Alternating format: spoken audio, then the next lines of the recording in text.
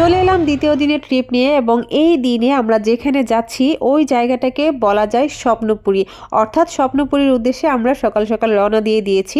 স্বপ্নপুরী কেন বললাম সেটা পুরো ভিডিওটা দেখলে আপনারাই বুঝতে পারবেন।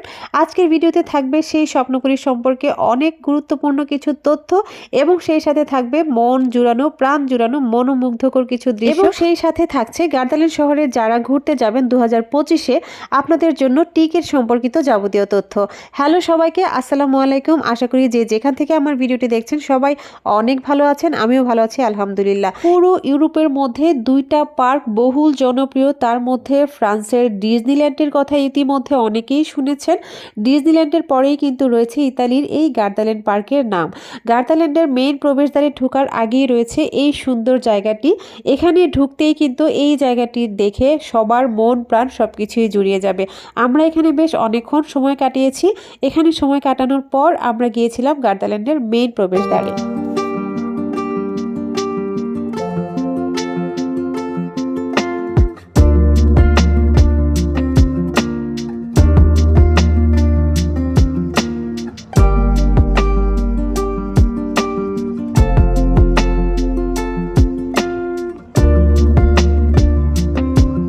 কথা বলতে বলতে কিন্তু ইতিমধ্যে আমি আপনাদেরকে অবগত করেছি যে আমরা কোথায় গিয়েছিলাম। আমরা এই মুহূর্তে অবস্থান করছি ইতালির ভেরোনা শহর থেকে 1 ঘন্টা জার্নি শেষ করে ইউরোপের জনপ্রিয় বিনোদন পার্ক গার্দাল্যান্ডে।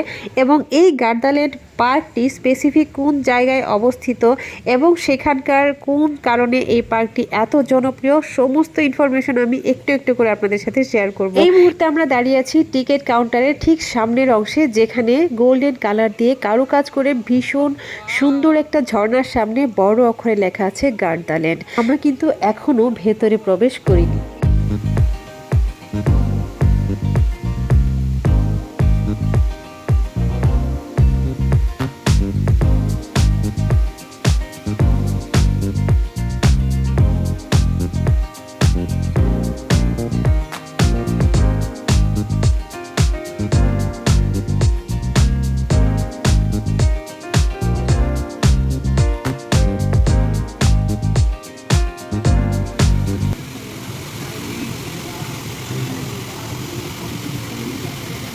টিকিট কাটার আগেই কিন্তু আমরা বেশ কয়েক ঘন্টা বাইরের সৌন্দর্য উপভোগ করতে করতেই কাটিয়ে দিয়েছি। এখন আমরা সবাই টিকিট কাটবো, তারপরে ঢুকবো গার্দাল্যান্ডের মেইন সৌন্দর্য উপভোগ করতে একদম ভেতরে।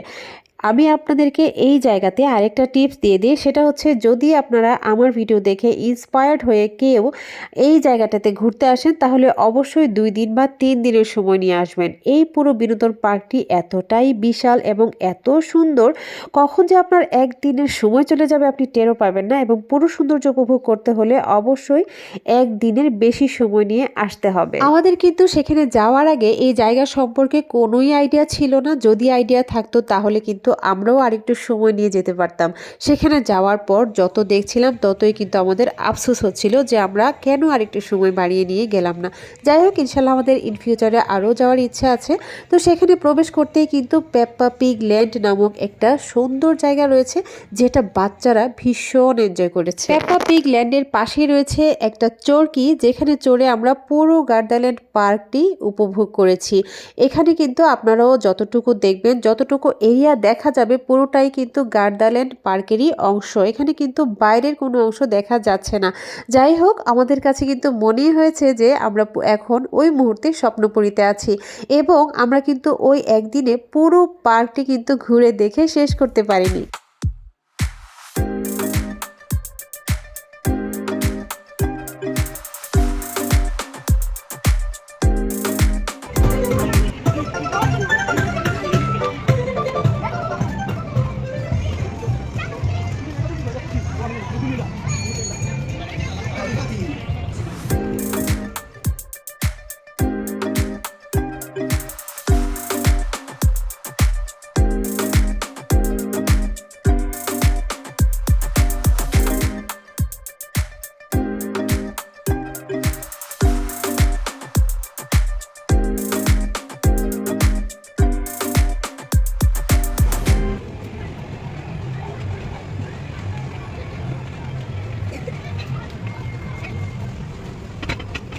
সেখানে গিয়ে বাচ্চাদের সাথে আমরাও কিন্তু বাচ্চা হয়ে গেছি। অনেকগুলো রাইডে কিন্তু চড়ার অভিজ্ঞতা আমারও হয়েছে। এই মুহূর্তে আছি হচ্ছে অনেক উপরে চিকন একটা রেল লাইনের মতো রাস্তা দিয়ে যাচ্ছে একটা রাইড দিয়ে, মানে বারবার নিচে তাকাতে আমি ভীষণ ভয় পাচ্ছিলাম। যাই হোক, ভয়ও পাচ্ছিলাম, এনজয়ও করছিলাম। এখন চলুন গার্দালেন্ড সম্পর্কে প্রাথমিক কিছু ধারণা আপনাদেরকে দেয়া যাক। 1975 সালের 19শে জুলাই লেক গার্দার পূর্ব পারে প্যাসিয়েরা এবং লাজিজের মধ্যে এই গার্দালেন্ড নামক পার্কটি প্রতিষ্ঠিত হয়েছে। এটি ধীরে ধীরে আকার এবং দর্শক সংখ্যার দিক থেকে বৃদ্ধি পেতে থাকে। 1984 সালের প্রথমবার এটি বছরে মিলিয়ন দর্শক অতিক্রম করে এবং 2007 সালে এর দর্শক সংখ্যা 3 মিলিয়নে পৌঁছেছিল। এই মুহূর্তে আমরা কিন্তু খাবার দাবারের অনুসন্ধান করছিলাম। পার্কের ভেতরে কোনো রেস্টুরেন্ট বা কোনো খাবারের ভালো দোকান আছে কিনা সেটার সন্ধান করার জন্যই আমরা একটু বিরতিতে ছিলাম। এখানে দেখলাম আইসক্রিমের একটা দোকান, যেখানে বাচ্চাদের জন্য ডোনাট, ছোট পিৎজা এবং বিভিন্ন ধরনের ইতালিয়ান ফুড সহ এই দোকানটি এখানে রাখা হয়েছিল। আর এই যে এখন দেখতে পাচ্ছেন এরোপ্লেনের মতো দেখা যাচ্ছে, এতক্ষণ কিন্তু আমি সেখানেই ছিলাম। কোনো ধরনের ইনফরমেশন ছাড়া, যেহেতু আমরা প্রথম গিয়েছি, সুতরাং এর ভেতরে কোথায় কি আছে সে সম্পর্কে আমাদের কোনোই আইডিয়া ছিল না। সেজন্য আমাদের চাহিদা সম্পন্ন জিনিসগুলো খুঁজে বের করতে আমাদের একটু সময় লাগাটা কিন্তু খুবই স্বাভাবিক ছিল। খাবার জোগাড় করতে করতে যখন দেখলাম বেশ সময় লাগছে, এই ফাঁকে কিন্তু আমরা আরও একটা রাইডে চড়ে ফেলেছি। আমরা এই মুহূর্তে আছি ট্রেনের মধ্যে ড্রাইভার হিসেবে আমাদের দুই ভাবির দুই ছেলেকে কিন্তু বসিয়ে দিয়েছি। এবং এই পার্কের আরও একটি বিশেষত্ব হচ্ছে, এখানে প্রত্যেকটা রাইডে চড়তে গিয়ে আকর্ষণীয় কিছু জিনিস আপনারা এনজয় করতে পারবেন, কিছু দৃশ্য এনজয় করতে পারবেন, যেগুলো নাকি বাইরে থেকে একদমই দেখা যায় না।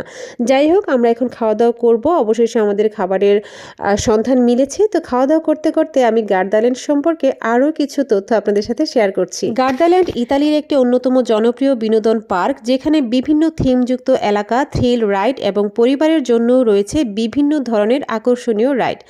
2004 সালে গার্দাল্যান্ডে একটি বিশেষ হোটেল যুক্ত করা হয়, যা পার্কের আকর্ষণ আরও দ্বিগুণ বৃদ্ধি করে।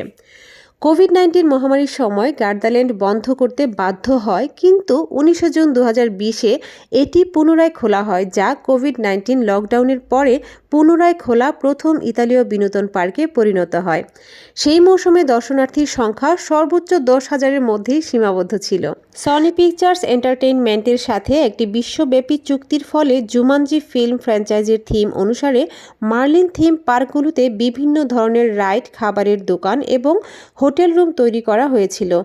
পার্কটি 2022 মৌসুমের জন্য জুমানজি দ্য অ্যাডভেঞ্চার নামে একটি রাইড চালু করেছিল, যেখানে একটি বৃহৎ অ্যানিমেট্রিক ব্যক্তিত্বও ছিল। রাইডটি ছিল জুমানজি ফ্র্যাঞ্চাইজির উপর ভিত্তি করে তৈরি করা প্রথম আকর্ষণীয় থিম পার্ক। এই জুমানজি সম্পর্কে ইনফরমেশন দিতে গিয়ে কিন্তু আমি অনেক আফসোস করেছি, কারণ জুমানজিতে ঢুকে যে ভিডিওগুলো আমি করেছিলাম, সামহাও সেই ভিডিওগুলো আমি আপনাদের সাথে শেয়ার করার জন্য খুঁজে পাচ্ছিলাম না। চলুন এবার টিকিট সম্পর্কে কিছু ধারণা নেওয়া যাক। এখানে 10 বছরের বেশি এবং প্রাপ্তবয়স্কদের জন্য একদিনের টিকিটের দাম পড়বে 56 ইউরো এবং 100 সেন্টিমিটার এবং তার কম, অর্থাৎ 10 বছরের কম বয়সী শিশুদের জন্য প্রবেশ মূল্য পড়বে 50 ইউরো। এছাড়াও শুধুমাত্র সি লাইফ অ্যাকোয়ারিয়ামের জন্য যারা প্রবেশ করবেন তাদের জন্য টিকিটের দাম পড়বে মাত্র 10 ইউরো 50 পয়সা। 2 দিনের জন্য যারা যাবেন তাদের সম্পূর্ণ মূল্য 72 ইউরো এবং ডিসকাউন্ট মূল্য 64 ইউরো। এবং 90 সেন্টিমিটারের কম বয়সী শিশুরা এখানে বিনামূল্যে প্রবেশ করতে পারবে। পার্কের আয়তন এবং সৌন্দর্যের কাছে কিন্তু এই প্রবেশ মূল্যটা খুবই সামান্য। ভিডিওটি কেমন লাগলো জানাবেন। পরবর্তী ভিডিও দেখার আমন্ত্রণ জানিয়ে এখানে বিদায় নিচ্ছি। টাটা।